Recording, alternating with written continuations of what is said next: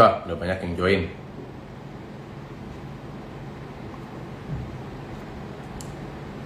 Oke. Surat terbuka di Riyadi untuk Pak Jokowi dari gue. Yang terhormat Bapak Presiden RI Insinyur Joko Widodo di tempat. Assalamualaikum warahmatullahi wabarakatuh. Semoga Bapak beserta keluarga dalam keadaan sehat dan dalam lindungan Allah Subhanahu wa Ta'ala. Amin. Pertama-tama izinkan saya memperkenalkan diri saya. Saya adalah Didi Riyadi, salah seorang rakyat Bapak yang hidupnya selama 31 tahun ini didedikasikan untuk dunia seni dan hiburan Indonesia. Ini kali pertama saya membuat surat terbuka kepada Bapak, sosok yang sangat saya hormati sebagai pemimpin bangsa. Surat terbuka ini bagian dari concern dan kepedulian saya kepada bangsa dan negara. Harapannya bisa sampai serta didengar oleh istana dan pemerintah.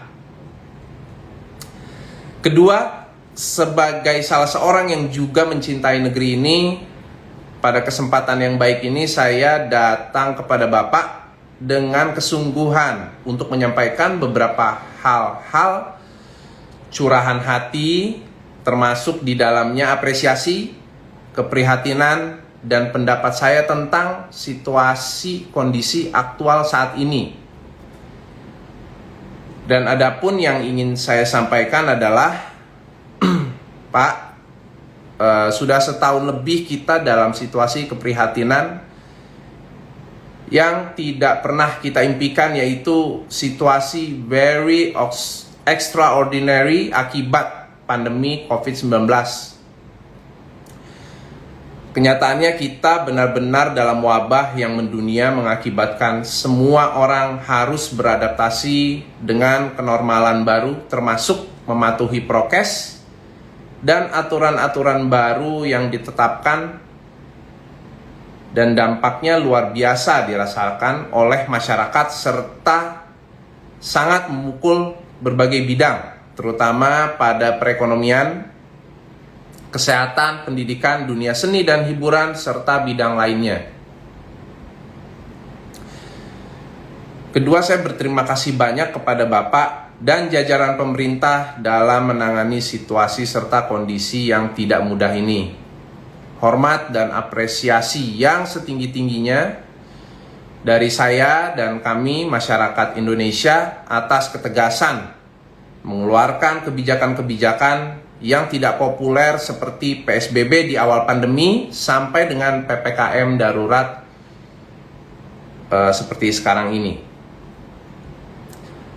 Ketiga, tanpa mengurangi rasa hormat, izinkan saya menyampaikan pendapat yang berkaitan dengan situasi kondisi terkini, khususnya yang berhubungan dengan adanya wacana perpanjangan PPKM darurat.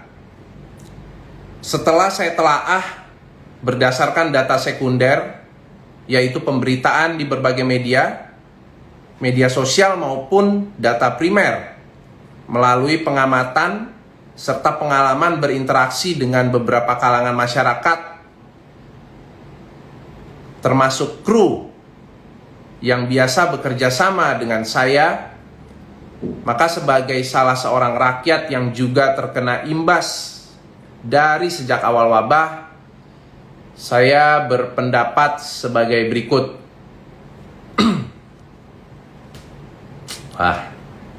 Mulai rame.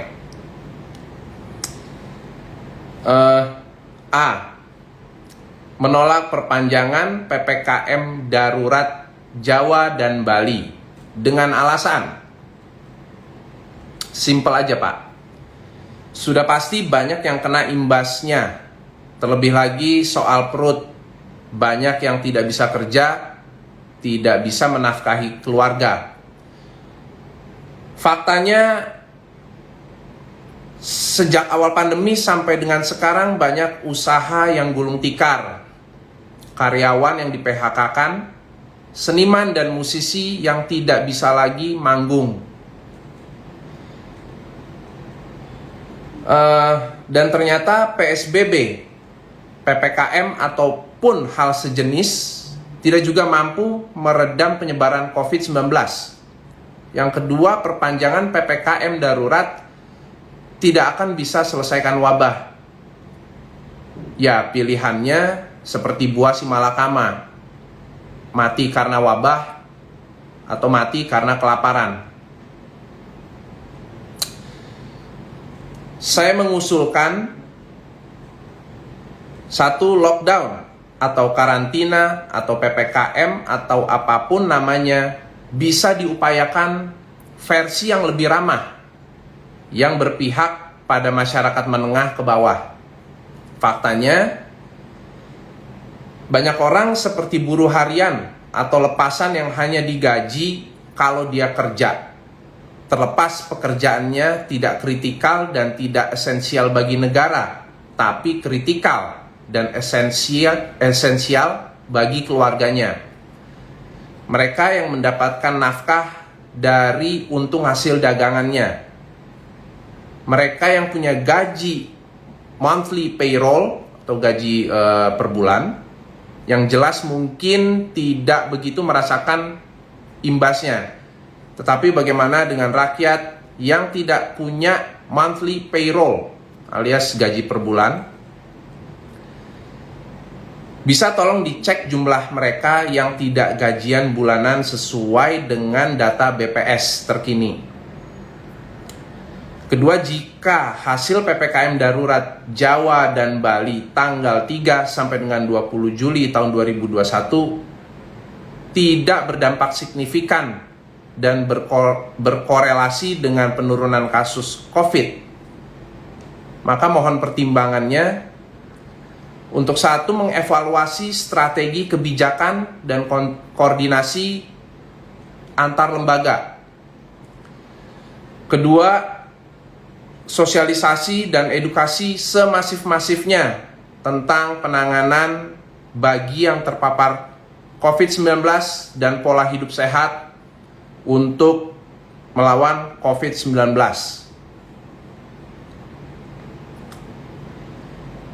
Ketiga, menggali ide dan terobosan baru dalam membuat kebijakan yang tidak melulu dan tidak hanya bersifat aturan, tapi juga bersifat solutif bagi masyarakat yang terkena imbas ditetapkannya aturan tersebut. Dan yang terakhir adalah mendorong pemerintah bukan hanya mengidentifikasi mereka yang terpapar COVID-19, tapi juga mengidentifikasi mereka yang terdampak pandemi COVID-19 secara ekonomi dengan alat ukur yang tepat. Demikian surat terbuka saya sampaikan. Sangat besar harapan saya Bapak Presiden berkenan membaca, mendengarkan, serta mempertimbangkan pendapat saya yang dapat dikatakan juga mewakili sebagian dari rakyat Bapak yang merasakan dampak dari pandemi umumnya dan dari pemberlakuan PPKM darurat khususnya. Atas perhatian Bapak saya mengucapkan terima kasih banyak. Hormat saya, Jakarta, 14 Juli 2021, Didi Riyadi. Itulah guys. Nanti akan di-share di feeds setelah live IG ini, akan gue share di feeds setelah ini langsung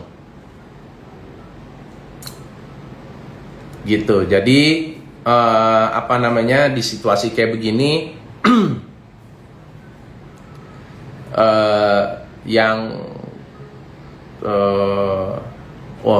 terima kasih Om Di telah mewakili.